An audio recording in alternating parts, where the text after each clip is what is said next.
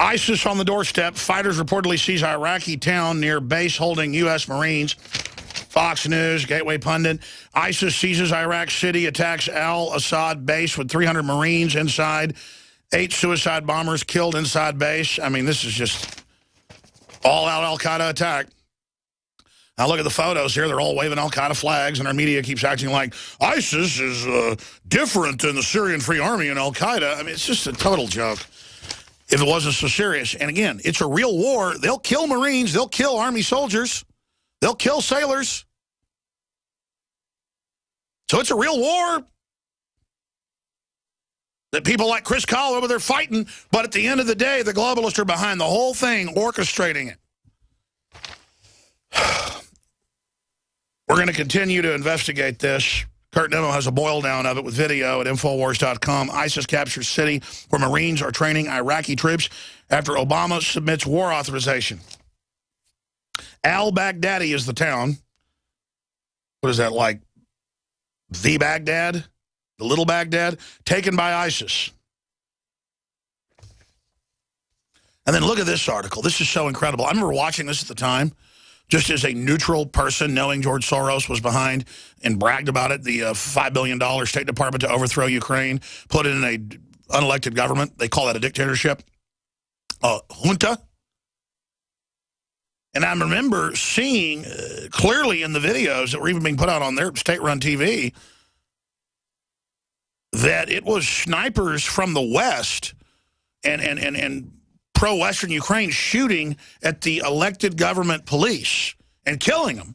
So the police would then shoot back, and they could say there was a police massacre. Well, now RT reports, and I don't just believe RT, they have a link to BBC interviewing one of the leaders, admitting that they were there sniping the police and started it. So they're just so arrogant.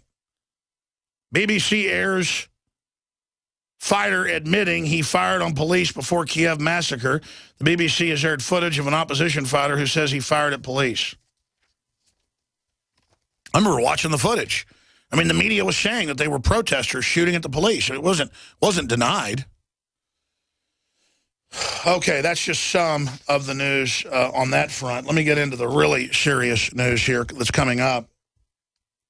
I'm going to cover this in the third hour, so it'll take some time. North Carolina killer, a fan of the Southern Poverty Law Center. I noticed the Tea Party and people that don't want totally open borders the last few days were being blamed for these 3 Muslims that were shot in Florida. And then I noticed it went off the news, and I thought, what's going on? Well, the crew pointed out to me, and the Weekly Standard has it, and a bunch of other publications, WorldNet Daily has it. And Joseph Ferris says, why aren't you hearing about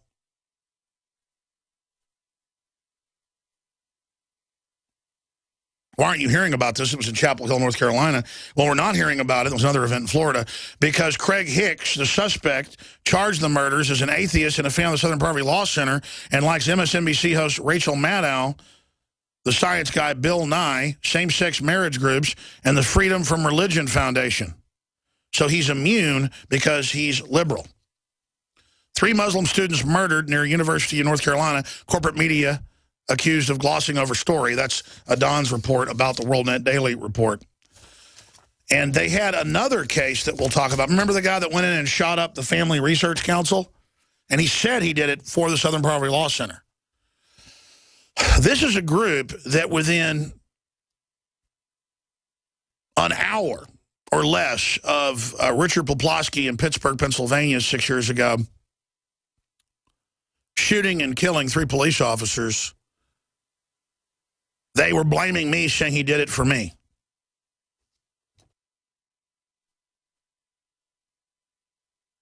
We're going to play the Corkins video when he's talking to the FBI agents, admitting that he did it because of what he learned from the Southern Poverty Law Center when he shot up the Family Research Council.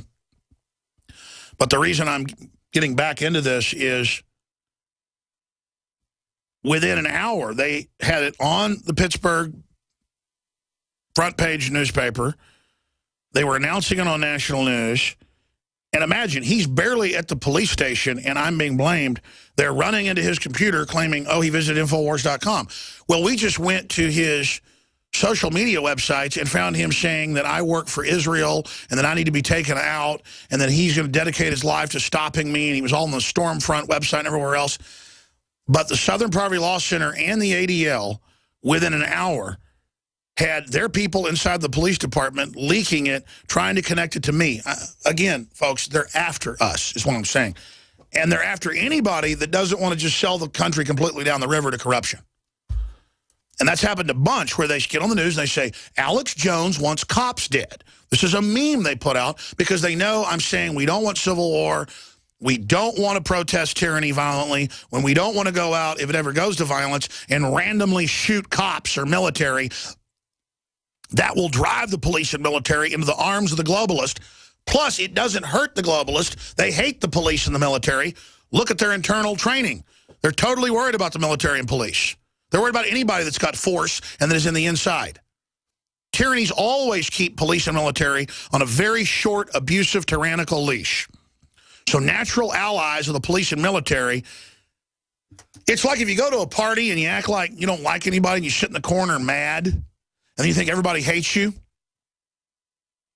What's the Doors line about women seem wicked when you're unwanted? It's all how we reach out to people. And they want us all isolated, and they want a divide and conquer scenario in this country. And I know I say that all the time because it's so simple. But you go to a party and you're outgoing, telling jokes, having a great time, everybody's going to be over there talking to you. People are strange when you're a stranger. Faces look ugly when you're alone. Women seem wicked when you're unwanted. Streets are uneven when you're down. When you're strange, faces come out of the rain. When you're strange, no one remembers your name. When you're strange, when you're strange, when you're strange.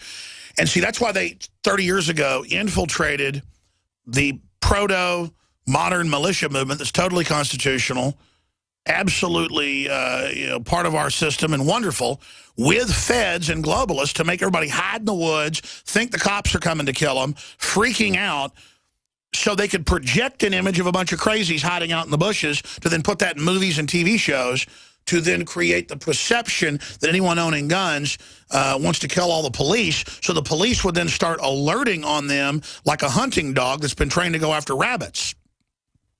Well, if you look like a rabbit and the dog's trained to take down rabbits, it's going to come after you.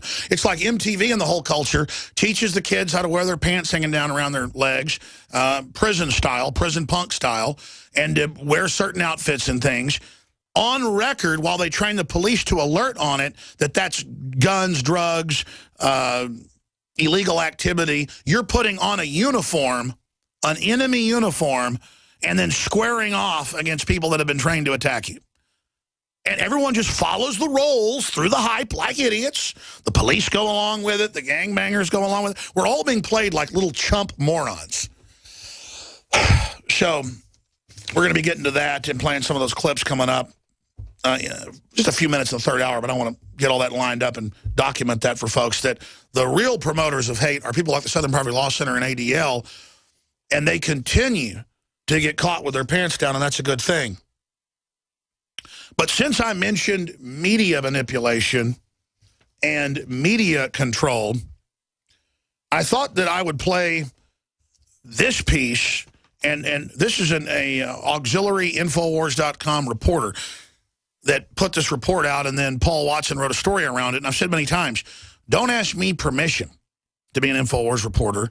Don't ask me permission to paint Infowars.com on the side of your barn. You have absolute right to do that. If you're a fan of Coca-Cola, you can paint it on the side of your barn.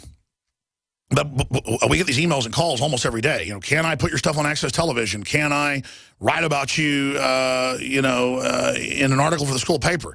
Can we write about InfoWars in a play I'm writing for drama? You can write about Moby Dick if you want, or Elvis Presley, or Jesus Christ. I mean, whatever you want. Freedom is your freedom to create culture and art without getting permission. And that's what political correctness is I better not say or do anything. That's why they keep widening it to brown bags and dodgeball and everything's politically incorrect, so that you're just scared to death and just go in a ball and only repeat what you saw on Family Guy. And as the mainstream media is discredited, they're going to segue to Comedy Central and movies and drama. That's where the real propaganda is. And I almost don't even want to go to this piece because I'd like to get a piece Darren McBreen did. Maybe we can do this on the nightly news and then air it on the Sunday show and post on InfoWars for people. He did a whole report on admitted subliminals in TV ads in the modern age. And it's like a Sharpie ad where they just flash it for 2 seconds, and it shows protesters, and it says, "Don't protest, submit." And that is